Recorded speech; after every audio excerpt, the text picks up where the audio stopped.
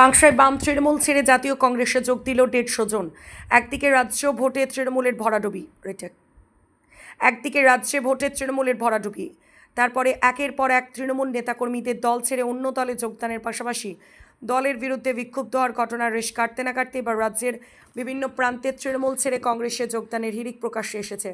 রবিবার পানাগড় বাজারে কংগ্রেসের দলীয় কার্যালয়ে মেগা যোগদান শিবির অনুষ্ঠিত হয়। এদিন কাংসার বিদবিহার গ্রাম পঞ্চায়েতের অন্তর্গত জাটগড়িয়া গ্রামে 150 জন তৃণমূল ও সিপিএম ছেড়ে কংগ্রেসের দলে যোগদান করেন। এদিন পানাগড় বাজারে কংগ্রেসের দলীয় কার্যালয়ে যোগদানকারীদের হাতে কংগ্রেসের দলীয় পতাকা হাতে তুলে দেন জাতীয় কংগ্রেস পশ্চিম বর্ধমান জেলার সভাপতি দেবেশ চক্রবর্তী। এছাড়াও ছিলেন কাংসা ব্লকের কংগ্রেসের ব্লক সভাপতি পূরব ব্যানার্জি, জেলার সাধারণ সম্পাদক দেবাশিস বিশ্বাস, ব্লকের কার্যকরী সভাপতি মোজাম্মেল হক সহ অন্যান্যরা। জেলার সভাপতি দেবেশ চক্রবর্তী জানিয়েছেন, রাজ্যে বর্তমানে যা পরিস্থিতি তাতে মানুষ এখনও কংগ্রেসকেই পছন্দ করছে।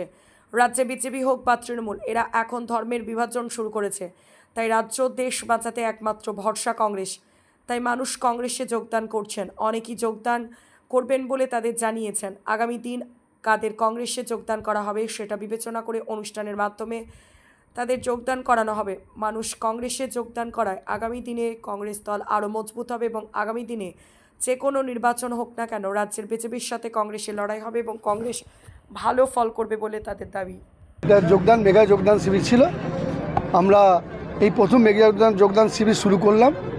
আমাদের কাংসা ব্লকের যে 7টা অঞ্চল, সেই 7টা অঞ্চল থেকেই কিন্তু বিভিন্ন নেতৃত্বরা আমাদের সঙ্গে যোগাযোগ করছে। আমরা একই দিনে সবাইকে ডাকতে চাইছি না, এক একটা অঞ্চলকে মর্যাদা দেওয়ার জন্য আমরা এক একটা দিন ঘোষণা করেছি। আজকে আমরা জাটগড়িয়া বিদবিহার অঞ্চলের নেতৃত্ব যারা আছেন তাদেরকে ডেকেছিলাম।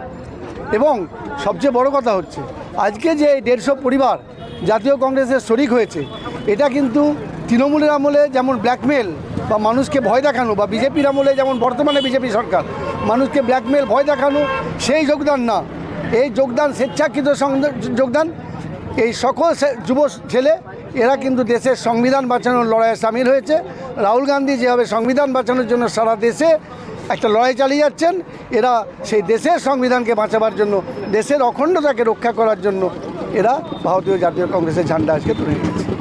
আপনার নাম? আমার নাম পূরব ব্যানার্জি, আমি কাংসা ব্লক কংগ্রেসের সভাপতি। দেখুন, অ্যাকচুয়ালি এখানে আমরা যে আজকে এতগুলো ছেলে কাংসা ব্লকে কংগ্রেস জাতীয় কংগ্রেস পার্টি অফিসেও আমরা সমবেত হয়েছি। কিছু সংখ্যক ছেলে তৃণমূলের থেকে এসছে এবং কিছু সংখ্যক সিপিএম বিভিন্ন রাজনৈতিক দলের থেকে আজকে জাতীয় কংগ্রেস আমরা সকলেই সমবেত হয়ে আজকে কাংসা ব্লকে এই যোগদান পর্বে আমরা অংশগ্রহণ। কংগ্রেসে কেন হলেন?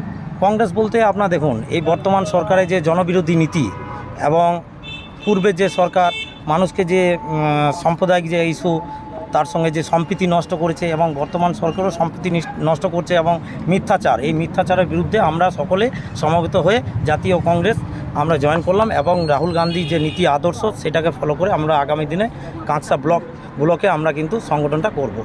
দেখুন, আজকের ডেটে যদি শূন্য থাকে, আগামী দিনে আপনারা অবশ্যই মিডিয়ার মাধ্যমে দেখতে পারবেন যে কংগ্রেসের ব্যাপক সংখ্যা বিস্তার হয়েছে এবং সংগঠন হয়েছে প্রত্যেকটা অঞ্চলে। আপনারা কিন্তু প্রত্যেকটা সংসদে আপনারা দেখতে পাবেন। আপনারা কোন কোন জায়গা থেকে এসেছেন? দেখুন, আমরা অ্যাকচুয়ালি বিদবিহার অঞ্চল জাটগড়িয়া গ্রামের থেকে এসেছি। হয়তো এরপরে অনেকে জয়েন করার জন্য আমাদেরকে বলছে, ফার্স্ট টাইম যেহেতু আমরা আজকে জয়েনিং করলাম, এরপরে হয়তো নেক্সট টাইম আমরা আরও সংখ্যক সাধারণ কর্মী, সাধারণ মানুষজনকে এই কংগ্রেসের ছত্রছায়ায় নিয়ে আসবো। আপনার নাম? আমার নাম সাইদুল মণ্ডল।